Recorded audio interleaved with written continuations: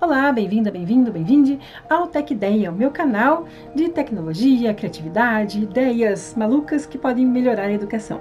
Eu sou Andrea Castagini, sou professora de ciências, mãe, bióloga e Google Innovator, entre outras coisinhas mais.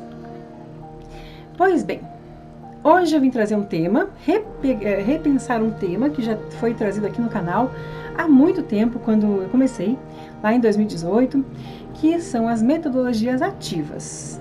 Acho que você já ouviu falar, né? Quer saber mais? Então, fica comigo aqui no vídeo. A gente vai tratar de coisas bem importantes e bem legais.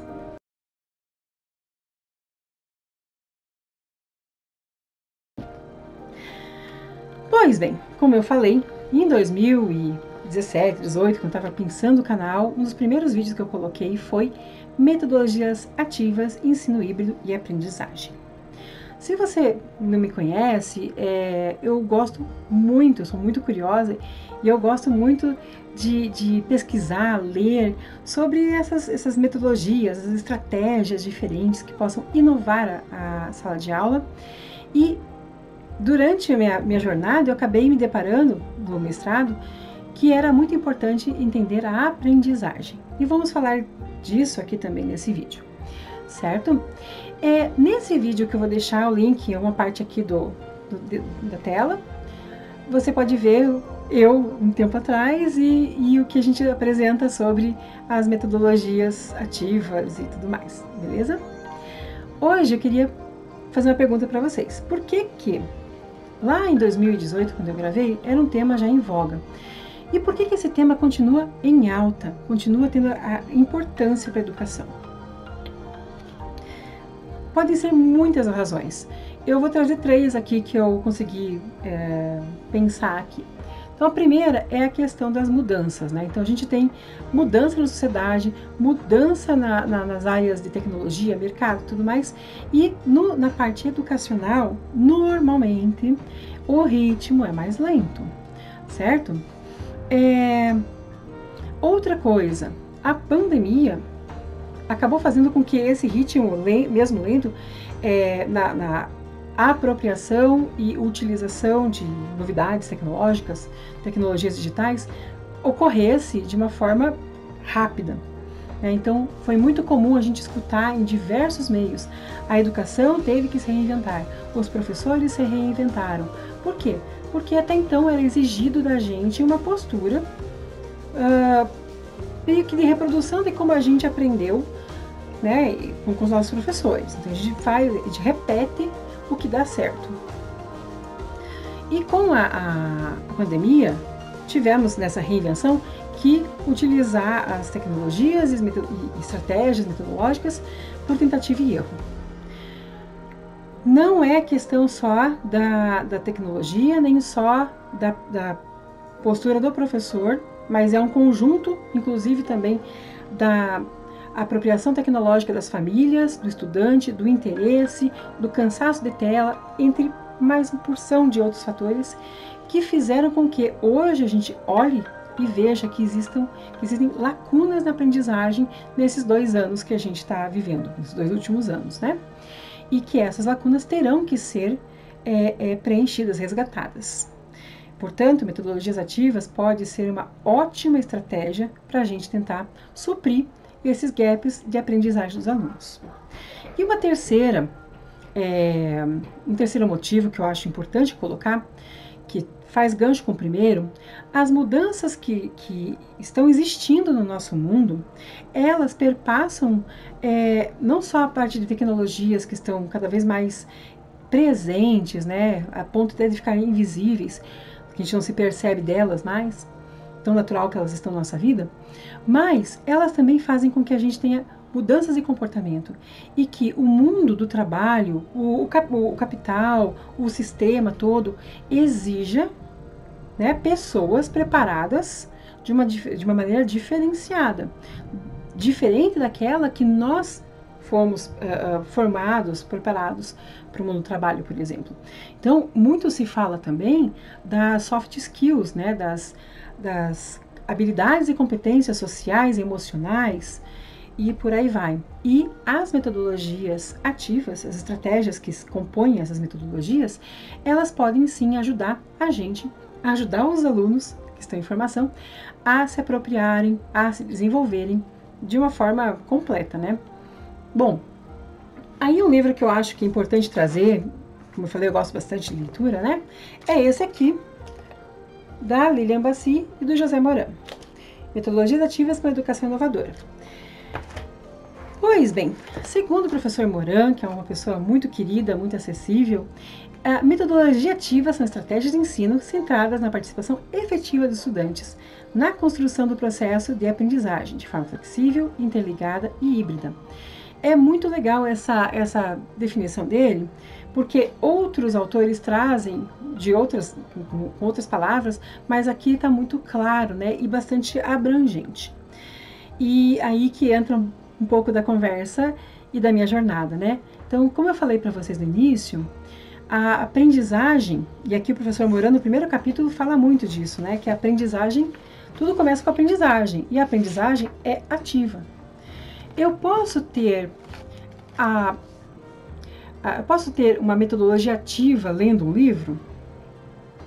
Ou, vamos mudar a pergunta, eu posso ter uma aprendizagem significativa e permanente apenas lendo? Por que eu falo isso? Naquele meu vídeo antigo, eu apresento lá a pirâmide de Glasser, onde na base da pirâmide, com pouca aprendizagem, vamos colocar assim, está aspectos mais passivos, e a leitura seria um aspecto passivo. E aí, lá no topo da pirâmide, com uma aprendizagem significativa do estudante, do aprendiz, está a parte mais mão na massa, mais de criação, certo? Ou seja, o estudante é mais ativo nesses processos. Entretanto, aqui quando o professor Moran fala que a aprendizagem é ativa, faz gancho com o David Ausubel, da aprendizagem significativa, e a sua predisposição para aprender.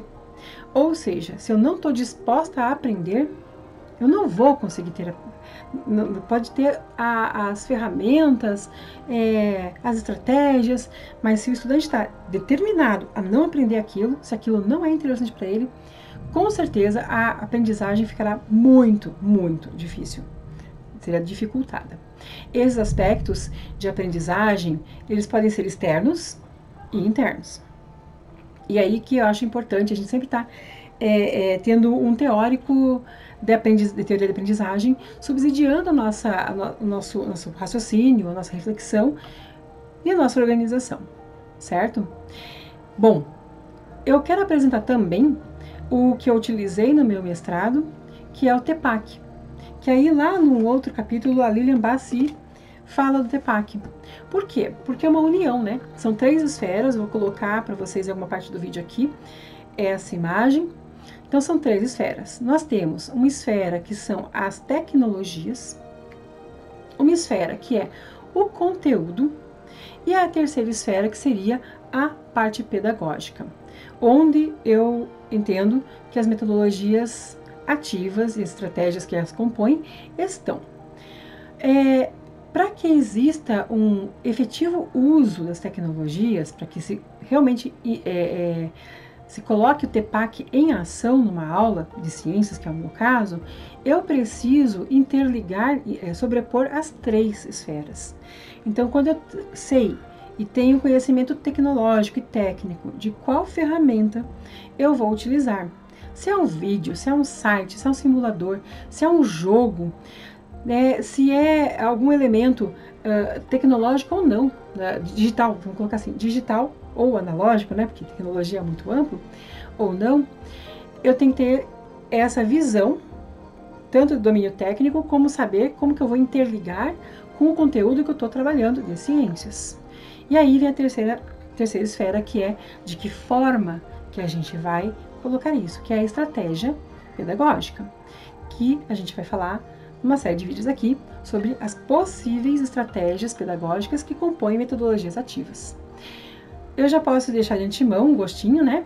Que são, assim, a gamificação é uma delas, e eu adoro por ter sido jogadora e mestre de RPG e gostar muito de jogos digitais, eu acho que a gente precisa lançar mão desse recurso, dessa estratégia, sendo que a gente pode utilizar os jogos, né, a gamificação, os serious games, entre outros, tanto usando tecnologias digitais como não, né, como mão na massa ali. O design thinking é outra área fantástica que a gente pode também trazer e aprender. A aprendizagem baseada em problemas e também em projetos. Tem até um livro bem legal, bem completo, que é esse daqui, do William Bender, vale a pena. E demais técnicas. Tem outro livro que eu acho muito legal também, que é esse aqui, que é o Revolucione a Sala de Aula, onde tem as ideias gerais de cada estratégia, e muitas delas são metodologias ativas. A contação de história, inclusive vamos colocar aqui uma, né? Quando eu trabalhei com sextos anos, eu percebi no final do ano que estava todo mundo cansado. Eles, saturado. E qual foi uma estratégia ativa, de metodologia ativa que eu utilizei e que deu sucesso? Foi o uso de portfólios. É lógico que a gente motiva com nota, né? E aí eu falei para eles que eles eram livres para criar, mostrei uma série de exemplos que eu puxei do Pinterest para mostrar para eles que eles podiam cortar, fazer vídeo, o que eles quisessem fazer, e coloquei o tema. E aí eu fui orientando, mediando essa construção durante 2 semanas, que era o tempo que eu dei para eles fazerem. O resultado foi de encher os olhos. Então, assim, desde portfólios mais tradicionais, até aqueles outros que parecem aqueles flipbook, né, que tem no Pinterest, se você colocar ali, você vai ver uma porção, que são bem bonitinhos, até gente que usou, assim, a reciclagem, usou caixa de sapato, você abria, você desmontava, você tinha lá umas partes escondidas, onde estava todo o tema que eles pesquisaram. E aí eu fiz uma prova. O legal foi que até aqueles que estavam precisando de mais nota, porque não estavam engajados no processo de aprendizagem, eles tiraram boas notas e falaram assim: professora, o trabalho foi tão bom que eu falei que eles podiam colar do trabalho deles. Eu nem precisei colar do trabalho, porque tudo que eu vi na prova que você colocou, eu tinha feito e eu lembrava. Então aí está o gancho com a aprendizagem significativa. Eles tinham motivação para aprender sobre aquele conteúdo? Como eu falei, a motivação era passar de ano e ter a nota. O ideal é a gente sempre pensar quais são os interesses deles, as paixões, né? Que a aprendizagem criativa fala muito disso, para você, a partir da paixão, estimular que eles busquem, que eles construam aquele saber. Essa construção, ela é muito mais efetiva. Pensa aí qual construção que você teve durante toda a tua vida, né, sendo de aluno ou de professor, e que você fala: puxa, eu não sabia, mas eu estava fazendo a aprendizagem ativa. E tentar vincular com uma estratégia de metodologia ativa para que a gente possa replicar nas salas de aula, ajudando nossos estudantes a aprender mais. Se você gostou, fica comigo, dá o like, escreve para mim qual estratégia que você gostaria que eu trouxesse, porque a ideia é falar sobre todas elas. Um abraço e até o próximo vídeo. Tchau!